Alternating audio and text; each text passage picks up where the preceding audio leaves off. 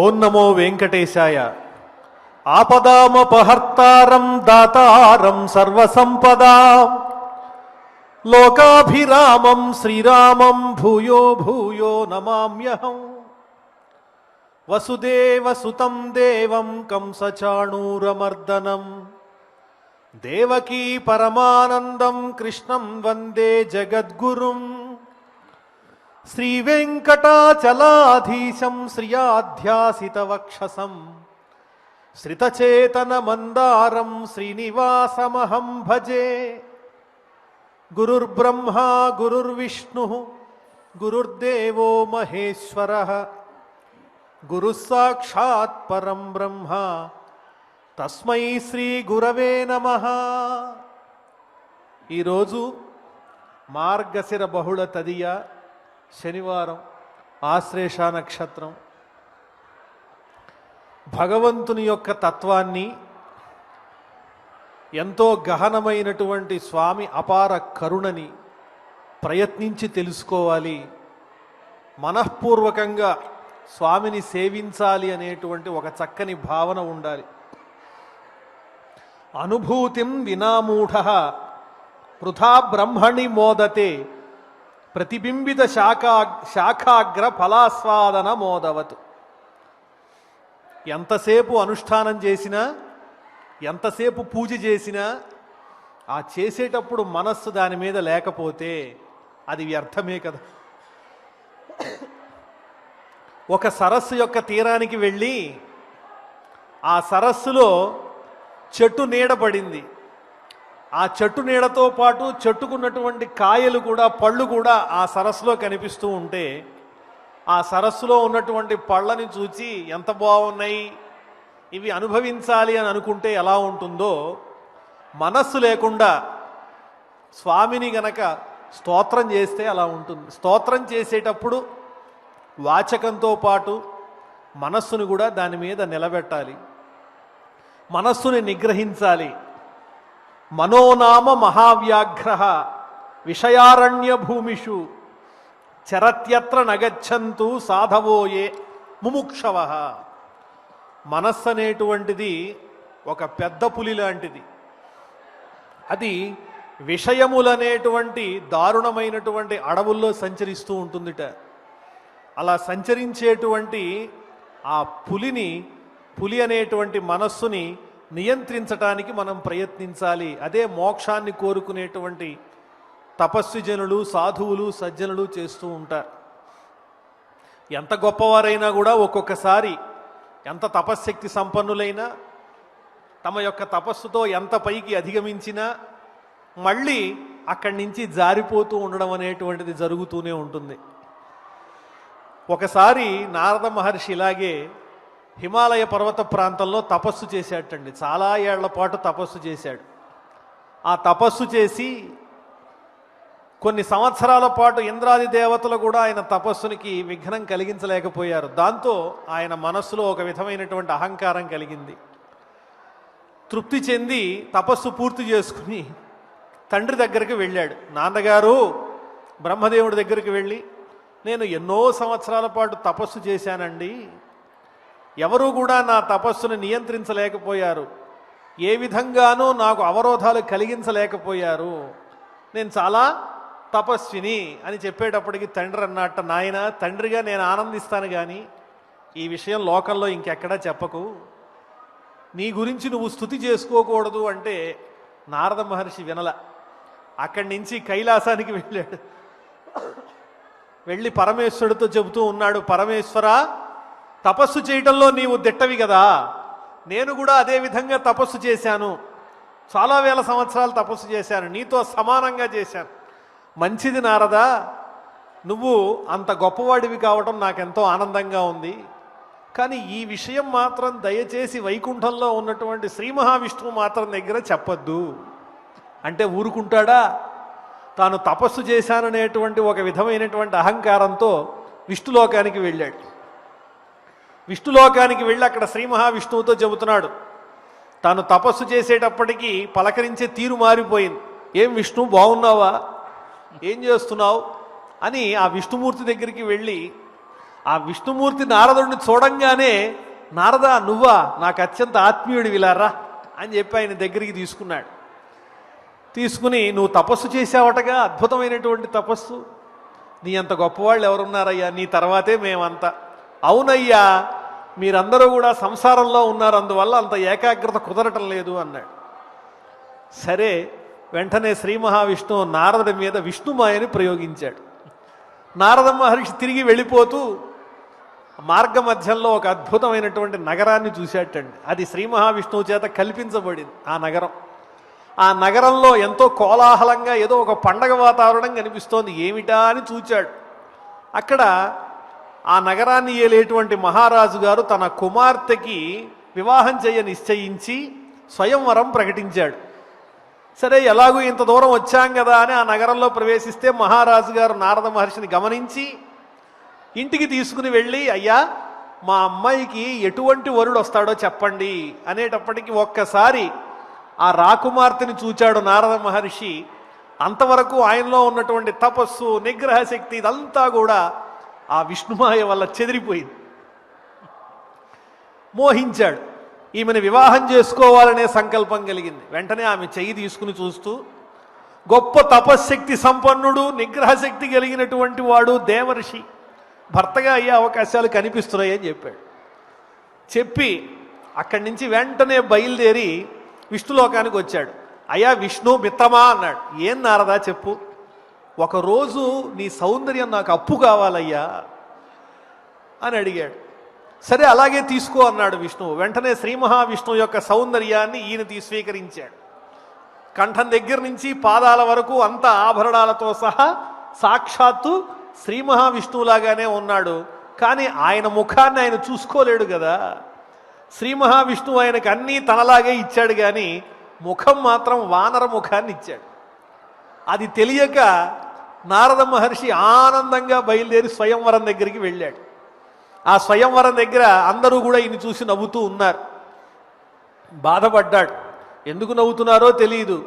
ఈలోపు శ్రీ మహావిష్ణువే ఒక అద్భుతమైనటువంటి రాజు వంటి రూపంతో వచ్చాడు. ఆ రాజకుమార్తె విష్ణువుని వరించింది. ఆ తరువాత ఈయన వెళ్ళి అక్కడ ఉన్నటువంటి ఒక చిన్న కొలనులో ముఖాన్ని చూసుకుంటే వానర ముఖం కనిపించింది. ఇంత మోసం చేస్తాడా విష్ణువు అని చెప్పి గబగబా విష్ణువు దగ్గరికి వెళ్ళి, నువ్వు నన్ను మోసం చేశావు, మిత్రద్రోహం చేశావు అంటే, అవును తమరు తపస్సంపన్నులు, నిగ్రహ సంపన్నులు, మీ అంత గొప్పగా తపస్సు ఎవరు చేశారు, మేమంటే ఏదో సంసారులం అనేటప్పటికీ అప్పుడు విష్ణుమాయ తొలగి, ఇంత నిగ్రహం కలిగిన వాడిని, ఎల్లప్పుడూ నారాయణ శబ్దాన్ని ఉచ్చరిస్తూ సంచరించేటువంటి నేను కూడా శ్రీమన్నారాయణుణ్ణి తక్కువగా చూశాను, నా మనస్సులో విషయాల పట్ల ఆసక్తి పెరిగిపోయింది అని గ్రహించి ఆ మోహం నుంచి బయటపడ్డాటండి. కాబట్టి మనం చేసేటువంటి ధ్యానంతో పాటు మనస్సుని నిలకడగా పెట్టుకునేటువంటి ప్రయత్నం చేస్తే, ధ్యాయంతి ఏ విష్ణుమనంతమవ్యయం హృత్పద్మ మధ్యే సతతం వ్యవస్థితం సమాహితానాం సతతాభయప్రదం తేయాంతి సిద్ధిం పరమాంచ వైష్ణవి. అవ్యయుడు, ఆద్యంతరహితుడు అయినటువంటి ఆ శ్రీమన్నారాయణుణ్ణి మనస్సులో పెట్టుకుని మనం ఈ పవిత్రమైనటువంటి మార్గశిర మాసంలో ఆ స్వామికి సంబంధించినటువంటి పూజలు, వ్రతాలు, భక్తితో చేసేటువంటి చక్కని కార్యక్రమాలన్నీ కూడా నిర్వహించుకోవాలి. స్వామి నామాన్ని భక్తితో కీర్తించాలి. ఆ తరువాత ఈరోజు మనకు గోదాదేవి అందించినటువంటి పాసురంలో ఉన్నటువంటి సారాంశాన్ని తెలుసుకుందాం. గోపికలు అందరూ కూడా ఆ నందగోపుణ్ణి, యశోదను, అదేవిధంగా శ్రీకృష్ణ పరమాత్మను, బలరాముణ్ణి కూడా మేలుకొల్పిన తరువాత అక్కడ నీలాదేవిని మేలుకొలుపుతున్నారండి. ద్రవిడ సంప్రదాయంలో నీలాదేవి ఆ శ్రీకృష్ణ పరమాత్మ యొక్క దేవేరి కాబట్టి ఆమె శ్రీ మహాలక్ష్మి, శ్రీదేవి, భూదేవి, నీలాదేవి వీళ్ళందరూ కూడా శ్రీ మహావిష్ణువు యొక్క పత్నులు. అందులో ఇక్కడ ఆ నీలాదేవిని మేలుకొలుపుతూ ఉన్నారు ఈ గోపికలంతా కూడా. అమ్మా, గొప్ప బలంతో మదించినటువంటి ఏనుగులను లొంగ తీసుకునేటువంటి శక్తి కలిగిన వాడు ఎవరు అంటే మీ మామగారు నందుడు. అటువంటి నందగోపుని కోడలా అని ఇక్కడ సంబోధన చేస్తూ ఉన్నారు. స్త్రీని అత్తింటివారు మామగారింటి పేరుతో గనక సంబోధన చేసినట్లయితే అది వాళ్ళకి గౌరవం. అందుకని నందుని యొక్క కోడలా అని పిలుస్తూ ఉన్నారు.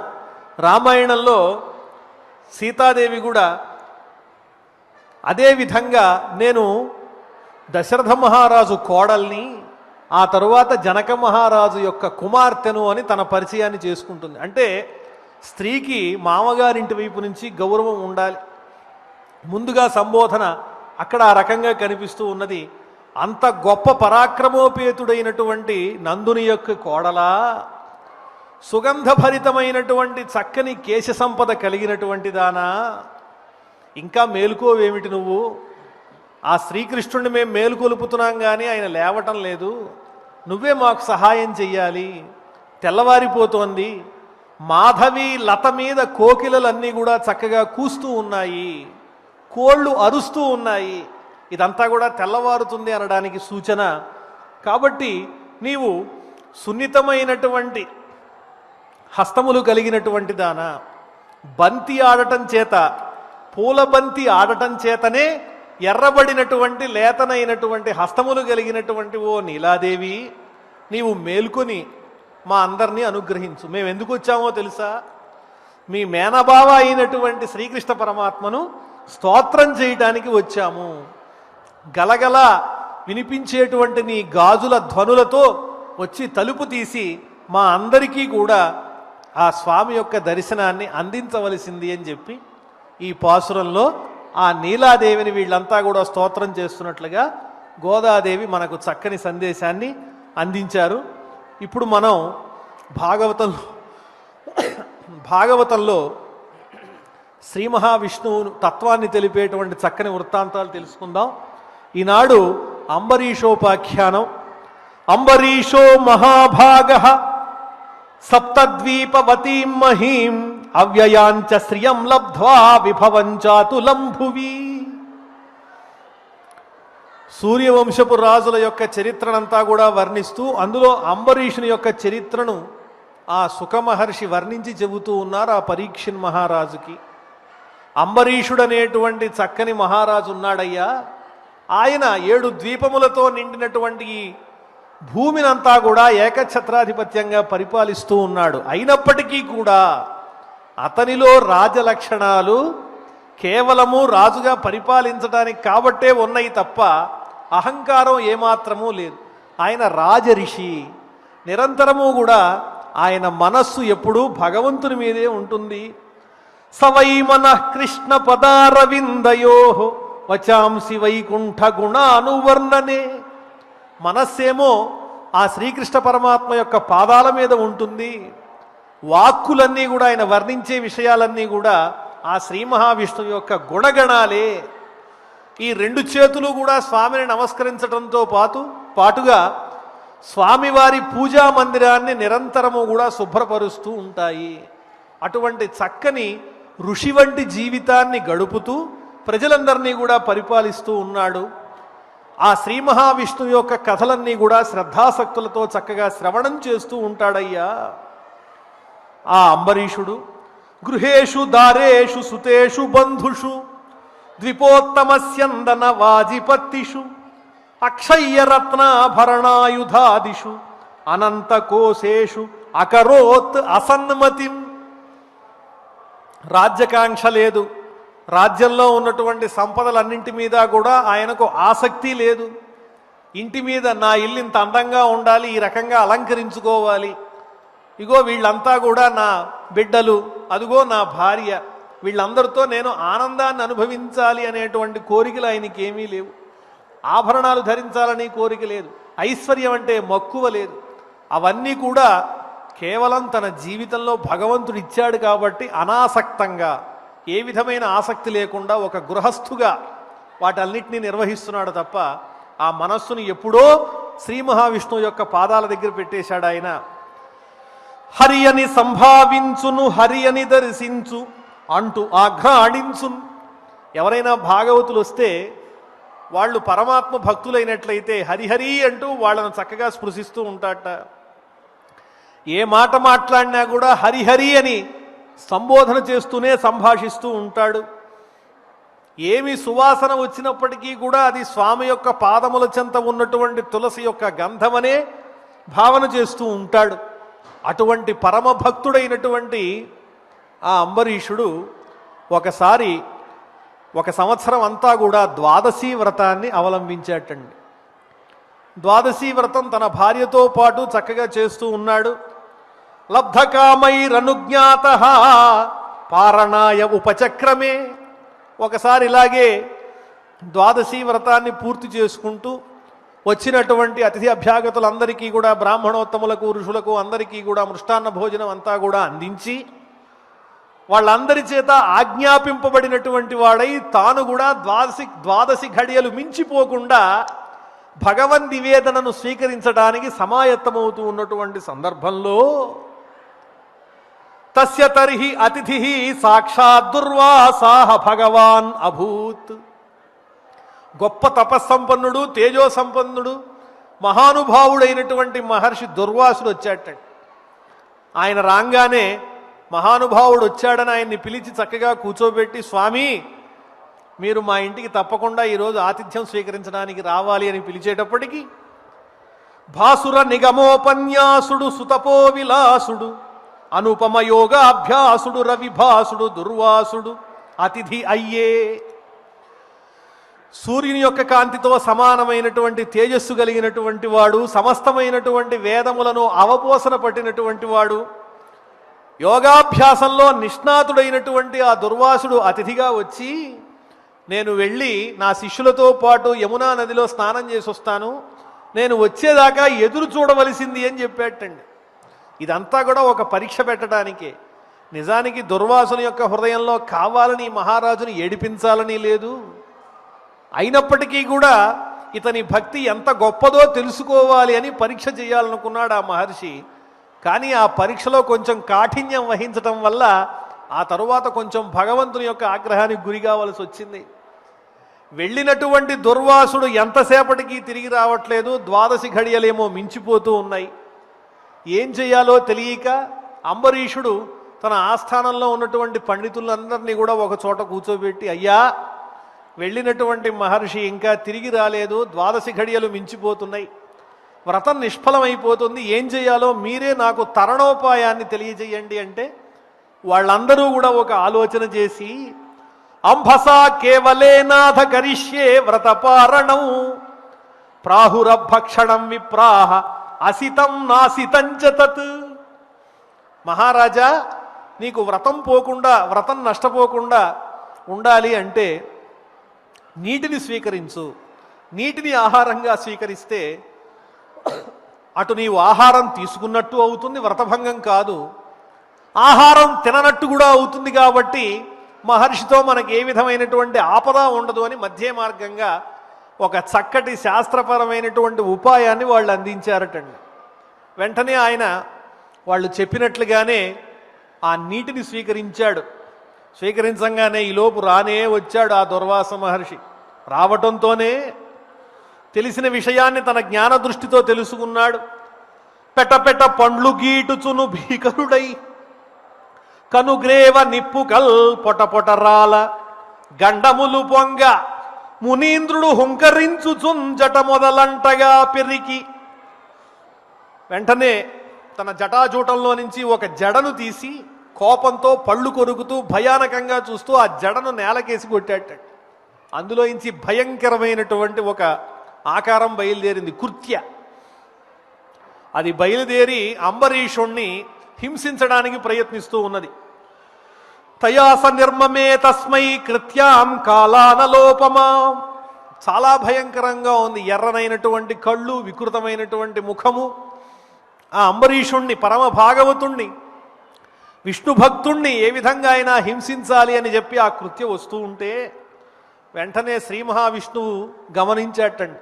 అంబరీషునిలో ఏ విధమైనటువంటి చలనము లేదు, భయము లేదు, నాకేదో అపకారం జరుగుతుందన్నటువంటి భ్రాంతి అంతకంటే లేదు. ఎందువల్లనంటే అంబరీషుని సన్నిధిలోనే ఉంది శ్రీ మహావిష్ణువు ఇచ్చినటువంటి సుదర్శన చక్రం.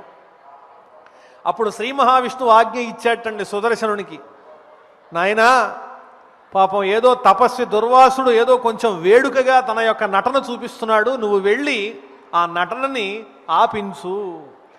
వెర్రి తపస్సి చేయు వేడబొంబు చక్కబెట్టుము. ఆ మహర్షి చూపించేటువంటి ఆ నాట్యానికి విలాసానికి నువ్వు చక్కగా ఒక అవరోధం ఆనకట్ట వెయ్యి అని చెప్పి పంపించాట. పంపించేటప్పటికీ వెంటనే సుదర్శన చక్రం బయలుదేరి వచ్చింది. ఆ సుదర్శన చక్రం దుర్వాస మహర్షిని వెంబడించడం మొదలెట్టింది, ఆ కృత్యని సంహరించింది. వెంటనే ఆయన బయలుదేరి పారిపోతూ ఉన్నాడు. భువిదూరన్ భువిదూరు అబ్ధిజ్వరన్ అబ్దుల్ సొచ్చు ఉద్వేగి అయి దివిప్రాకన్ దివిప్రాకు దిక్కులకపో దిగ్వీధులన్ పోవు చిక్కి వెసన్ కృంగిన కృంగు నిల్వ నిలుచు. ఆయన భూమి మీద పారిపోతూ ఉంటే ఈ చక్రం కూడా ఆయన వెంబడిస్తూ ఉన్నది. ఆయన కూర్చుంటే కూర్చుంటోంది, నుంచుంటే నుంచుంటోంది. అలాగా ఆయన ఏం చేస్తే అది చేస్తూ ఆయన్ని ఆట పట్టిస్తోంది, ఆయనకి హాని కలిగించలేదు. ఆ సుదర్శన చక్రానికి భయపడినటువంటి దుర్వాస మహర్షి పరిగెత్తుకుంటూ లోకాలన్నీ తిరుగుతూ ఉన్నాడు. మరి ఆ మహర్షిని ఏ విధంగా పరమాత్మ అనుగ్రహించాడనేటువంటి విషయాన్ని మనం మళ్ళీ రేపు ప్రవచనంలో తెలుసుకుందాం. ఇప్పుడు చక్కగా కొన్ని స్తోత్రాలను మనం పారాయణ చేద్దాం.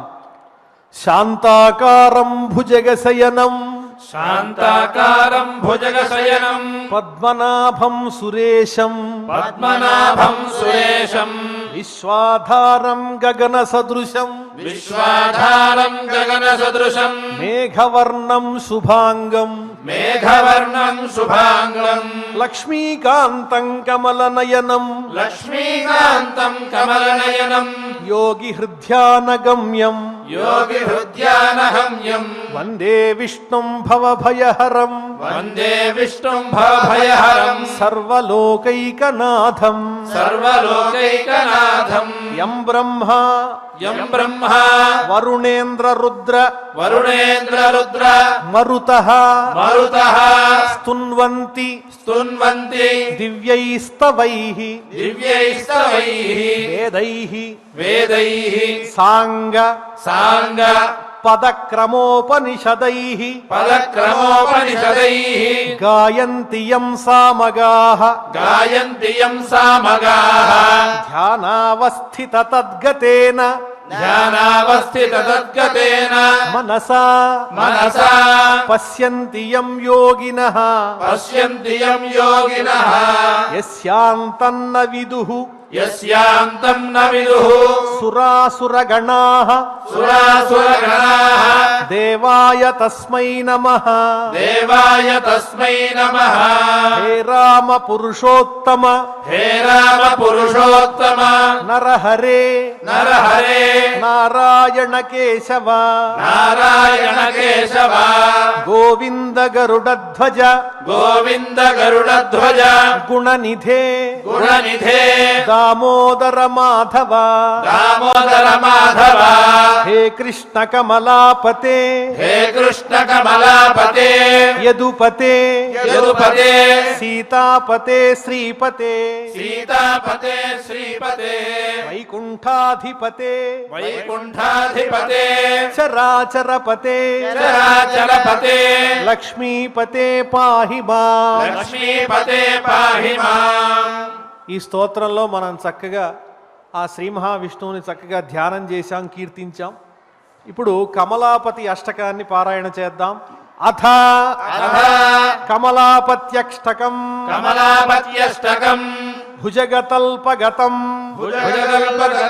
ఘనసుందరం గరుడవాహనం అంబుజలోచనం నలిన చక్ర గదాకరం అవ్యయం భజతరే మనుజాః కమలాపతిం